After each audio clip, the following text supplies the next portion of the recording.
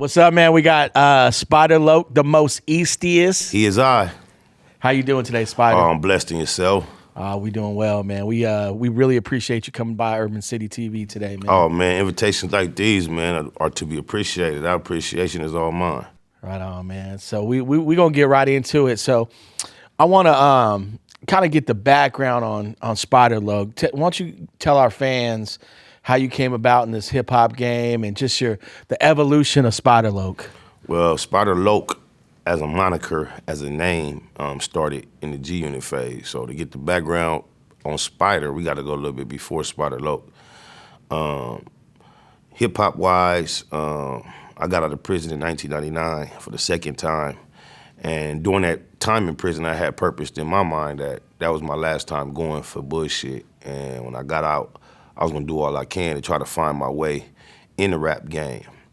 The way chance had it, my first opportunity to actually be involved in the rap game, as we would call it, when I can go into a store and see my name on the CD, was on Cam from Watts, Cam with a K, the Camnesia Project he put out early 2000 through J Core Hard Time Records, because Wino, from what I know, he from the hood, and he was producing the album. So from dealing with the homie Wino and being over there in his studio in Harbor City on a regular basis, I was able to be around Cam and got an opportunity to be on his album.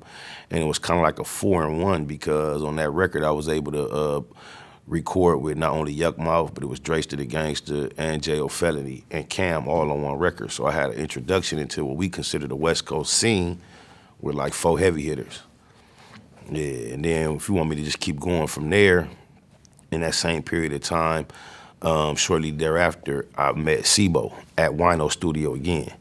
And that's the second major shift I can remember, to where I was able to work with Killer Tay, Brother Lynch, Sibo, and on a project with Tech 9. They was on the Block Movement project, and I was on Killer Tay Snake Eyes. So from there, things just kept snowballing. You know, you meet one dude, you meet another nigga, you network, you grind, go in the studios.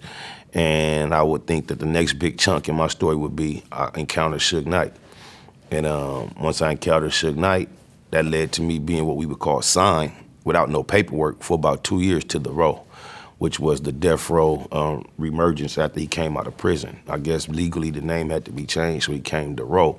And he tried to do that push, and I was able to work with people like Eddie Griffin, Lisa Left Eye Lopez, Crooked Eye, Corrupt, and Ray J. The list goes on, Miss Chalet. And that really added to my experience as an artist. And I got to see the game from a lot of different angles, hang out at the Staples Center all the time, was able to be in the skybox with Suge and watch Kobe and Shaq play quite often. And encountered tons of celebrities fucking with Suge, the Murder Inc. boys, was hanging out with Irv Gotti and Ja Rule in the club and in Suge Mansion in Vegas. And it got to a point with fucking with Suge to where, because the position that the industry had against him, it was pretty much obvious that anybody affiliated with him was having a hard time making progress. And I initially asked the person that was running the Death Row website, would they be kind enough to remove my likeness from the website? And John, shout out John Nitch, originally from LaGrange, Georgia. He's currently, I'm under the impression, I'm under the understanding that he's relocated to California. But John let me know he wasn't at liberty to remove anything off their website without somebody from the Death Row office giving him permission.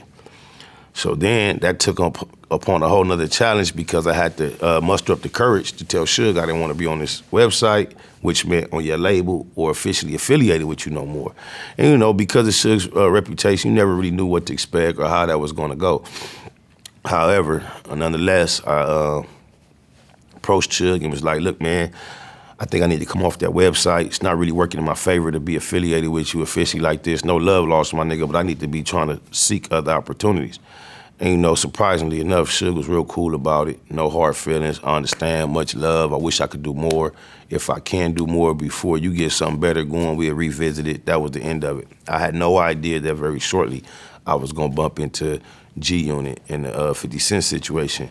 I felt so refreshed when I did that I had found the courage to approach Suge and tie that knot before encountering this other opportunity. Because, you know, it's just ironic that Suge talked to me about 50 Cent and G Unit quite a bit prior to me meeting them from a negative standpoint. So it was just real ironic for me to several ties with Suge, and then my very next opportunity that presented itself to me was somebody that we would consider on the opposite side of everything he was pushing. So, you know, you might be familiar, I'm sure, at that point, I actually did get a record deal and I signed to G-Unit, was preparing an album, got quite a bit of exposure, being allowed to be photographed next to the other artists on the label. I got quite a few cameos in their videos. I was able to hype for them at their shows. I never was allowed the opportunity to perform any of my music at any of their venues. I was never allowed the opportunity to put out a record myself. There was never an open budget put out in the promotion toward me as an artist. But however, I did benefit for being affiliated with such a large situation in hip hop. So when you signed with G-Unit and you were taking pictures and not being able to perform your music, were you still getting paid? Well, I received an advance, 6-figure in advance, and then the way under the guise of the situation, just being on tour was supposedly intern type shit, me getting acclimated to being out there. So since I wasn't actually performing my music, it was just presented to me as that the payment is just the experience and, you know, being able to be out here, room and board. But I had received an advance to the point where it's not like I was sitting around wondering when I'm gonna get some money. Yeah. So I had a nice amount of money and I wasn't actually getting paid per appearance on the stage, no. So it was kind of like, you know, we want you to get acclimated on how the touring scene is, and did they tell you up front, hey, we're not going to have you perform or play your music? No, it wasn't even that type of situation. What it was once it was decided that I was in, 50 Cent was scheduled to go overseas for a month or better. And the person who I was initially in contact with was Young Buck. So he was going on tour for the Straight Outta Cashville tour. So I just left with him on his tour and just as my partner, my homie, getting my feet wet with him. And it wasn't part of a big situation. However, Lloyd Banks had just released the album, so he was on tour. 50 Cent was constantly touring.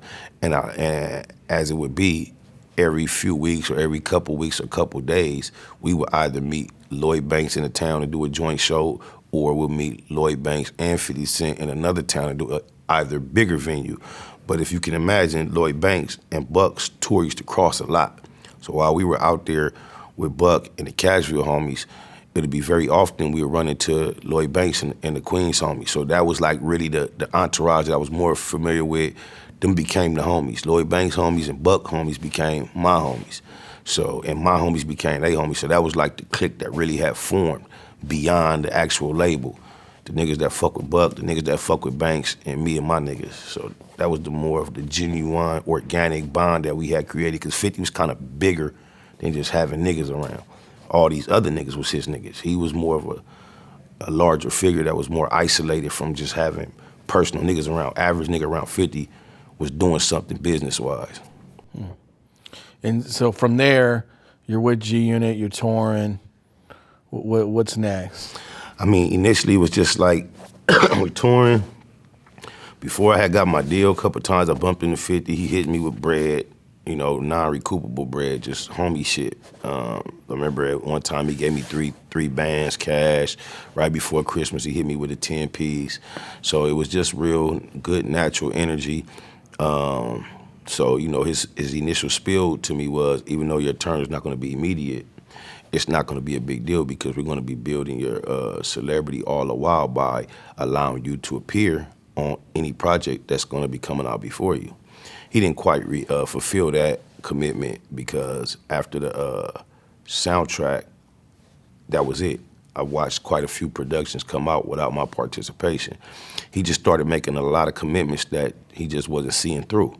When we were on tour overseas, during the time we shot the Window Shopper video, I remember us occupying approximately 3 or 4 double-decker high-end fancy tour buses while we were out there.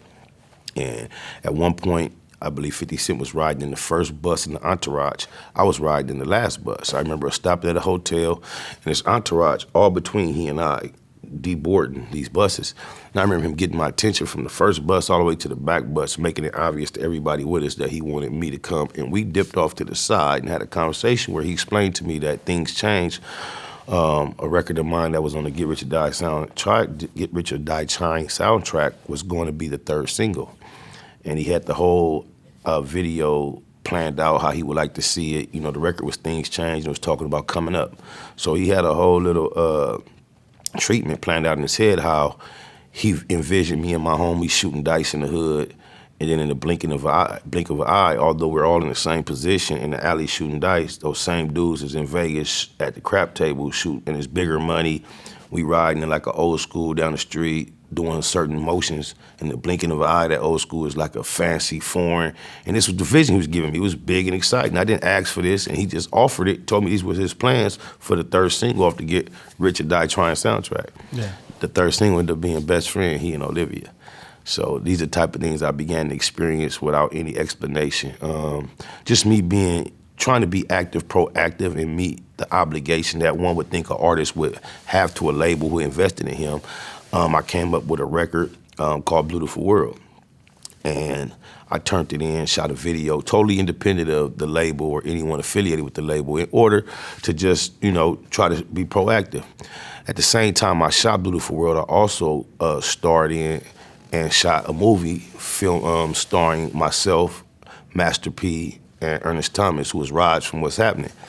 And I made him aware of that. 50 Cent expressed immense interest in not only purchasing the film, he told me that with the Beautiful World record, we would attach that to the film as like the first single off the soundtrack, and that would give me something to promote, travel around. He said he had a budget that he would invest in it. He told me that when he saw the video for Beautiful World that I shot totally independent of his assistance, that he was so impressed, it looked as if I spent $250,000 on the video. He called me, and I remember his exact words was like, "Yo, B, you know you got a joint, B." So this is the way I had pleased what he would desire of an artist, but you see what his follow-through was. There has never been a dollar spent in promoting the record, and I just thank the creator, not the homie, but the creator for blessing me with that experience, because it just shows what, you know, an artist that's truly an artist with an organic production can do. You know, it wasn't. Yeah. You would think because of the success the record experience, you would think that the label had some type of participation. However, they didn't. So it's just like, you know, you get caught up in being happy about having an experience in a situation, and me not really ever being really laced on the business side of the game. I just got caught up in making decisions that weren't, you know, best for my situation, business-wise, allowing things to go on longer perhaps that I should, not asking pertinent questions at the right time. And then it got to a point where Young Buck was finding himself at odds with 50 Cent. And if you can see, I got a G-Unit tattoo on my hand. Yeah. So my loyalty had lied beyond the initial relationship of my introduction.